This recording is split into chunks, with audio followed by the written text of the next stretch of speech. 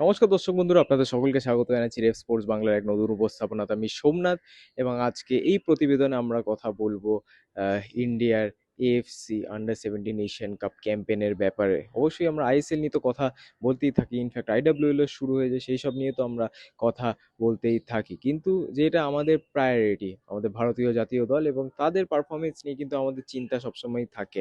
সেটা ইউথ লেভেলে হোক, ওমেন্স লেভেলে হোক, কিংবা সিনিয়র মেন্স লেভেল। আমরা সবসময় কিন্তু চাই যে আমাদের দেশ সেই যে ফুটবলের মানটা সেটা যাতে বছর পর বছর ইমপ্রুভ হয়, এবং এই ইমপ্রুভমেন্টের কথা বা বলতে পারেন যে এই ভালো ফুটবল খেলার কথাটা কিন্তু এই আন্ডার 17 টিমটা বেশ ভালো মতো করছে কোচ বিবিয়ানো ফার্নান্ডেসের তত্ত্বাবধানে।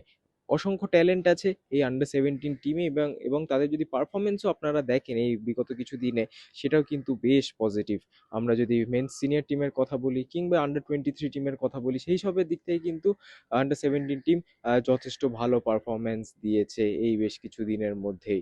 আপনারা জানেন যে এএফসি আন্ডার 17 এশিয়ান কাপ কোয়ালিফায়ার্সে কিন্তু তারা ইরানকে হারিয়ে, ইরানের আন্ডার 17 টিমকে হারিয়ে কিন্তু ইন্ডিয়া কোয়ালিফাই করেছে এই আন্ডার 17 এশিয়ান কাপে। এবং তাদের প্রতিপক্ষ বা তাদের গ্রুপে কিন্তু দুটো শক্তিশালী দল আছে, উজবেকিস্তান এবং অস্ট্রেলিয়া। এবং এই ইউথ লেভেলে কিন্তু উজবেকিস্তান বেশ কঠিন টিম, বলতে পারেন এশিয়ার মধ্যে one of the best team, এবং তাদের বিরুদ্ধেই কিন্তু ভারতও পড়েছে এই এফসি আন্ডার 17 এশিয়ান কাপের গ্রুপ ডি তে।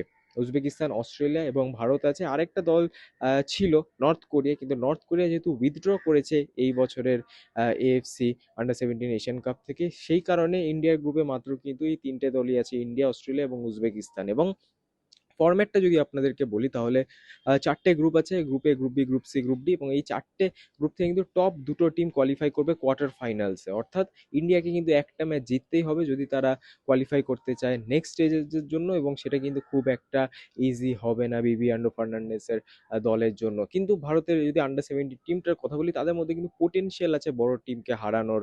আমরা দেখেছি যে রিসেন্ট যদি আমরা ম্যাচেস কিছু দেখি, একদম জাস্ট কিছুদিন আগে, 2 থেকে 3 দিন আগে কিন্তু কাতারের বিরুদ্ধে ভারত দুটো ম্যাচ ড্র করেছে, কাতার আন্ডার 17 টিমের বিরুদ্ধে। কাতারও কিন্তু এই বছরের এএফসি আন্ডার 17 এশিয়ান কাপে আছে।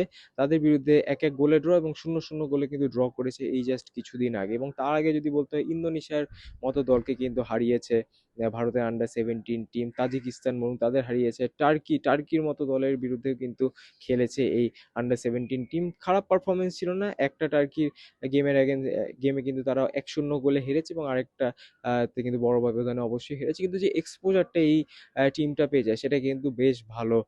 তারা অবশ্যই সংগ্রহ করেছে এই এক্সপিরিয়েন্স ভালো ভালো দলের বিরুদ্ধে খেলে, এবং তাদের মধ্যে কিন্তু সেই কম্পিটিটিভ ব্যাপারটা আছে, বড় দলকে হারানোর কিন্তু ক্ষমতা রাখে এই ভারতের আন্ডার 17 টিম। এবং আগামী 6 মে থেকে শুরু হচ্ছে এএফসি আন্ডার 17 এশিয়ান কাপের ক্যাম্পেন, ভারতের ক্যাম্পেন। 6 তারিখ কিন্তু তারা খেলতে চলেছে উজবেকিস্তানের বিরুদ্ধে, এবং তারপর 10 তারিখ তারা খেলতে চলেছে অস্ট্রেলিয়ার বিরুদ্ধে। এই দুটো ম্যাচের উপরে কিন্তু ভারতের ভাগ্য নির্ধারণ করবে তারা নেক্সট রাউন্ডে পৌঁছাতে পারবে কিনা। কারণ এই বিবিয়ানো ফার্নান্ডেসের দল স্বপ্ন দেখাচ্ছে, অবশ্যই তারা ভালো ভালো টিমসের এগেনস্টে খেলেছে, তাদেরকে হারিয়েছে, এবং সেখানে কিন্তু আমরা একটা পজিটিভ রেজাল্ট এক্সপেক্ট করতে পারি এই দলের থেকে। ভারতের গ্রুপটা যথেষ্ট টাফ বাকি গ্রুপের তুলনায়। গ্রুপ এ, গ্রুপ বি কিংবা গ্রুপ সি কম্পারেটিভলি ইজি ছিল, বাট যেহেতু নর্থ কোরিয়া এখানে উইথড্র করেছে, ভারতের গ্রুপে মাত্র তিনটে টিম আছে ভারতকে নিয়ে, এবং সেখানে যদি একটা ম্যাচও ভারত জিততে পারে, তাহলেই কিন্তু সেই কোয়ার্টার ফাইনালের দরজা খুলে যাবে ভারতের জন্য। এবং অবশ্যই যেই ইয়াং ব্যাচটা আছে আন্ডার 17 টিমে, যে ইয়াং ব্যাচটা, অনেক প্লেয়ার, নর্থ ইস্ট ইউনাইটেড বলুন, পাঞ্জাব এফসি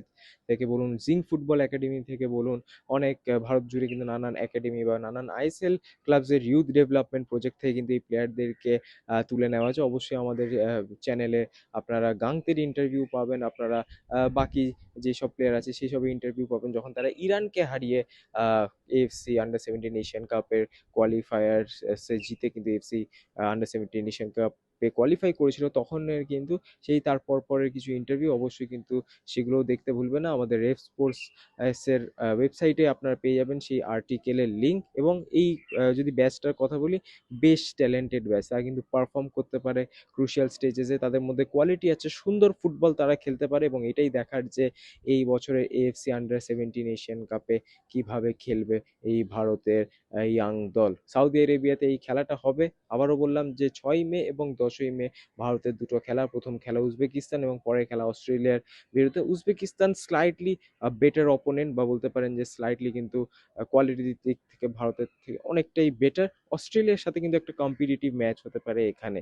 ইউথ লেভেলে বেশ খানিকটা সিমিলারিটি থাকে প্রত্যেকটা টিমের মধ্যেই, বাট যখন সিনিয়র লেভেলের চলে যায় তখন কিন্তু এক্সপোজারে একটা আকাশ পাতাল তফাৎ হয়ে যায়। সিনিয়র মেন স্ট্রিমের যদি কথা বলতে হয় সেখানে তারা আইএসএল এর মতো লিগস খেলে, এবং সেখানে যদি অস্ট্রেলিয়ার কথা বলতে হয় সিনিয়র লেভেলে, তারা কিন্তু ইংলিশ ফুটবল বলুন বা ইউরোপিয়ান ফুটবল খেলে সেই অস্ট্রেলিয়া টিমকে রিপ্রেজেন্ট করে। বাট এই ইউথ লেভেলে কিন্তু সবাই তাদের দেশেই যে যার মতো গ্রাসরুট লেভেল থেকে ওঠে, সো কম্পিটিশনটাও কিন্তু অনেক বেশি ভালো হয় এবং কম্পিটিটিভ হয় খেলাগুলো।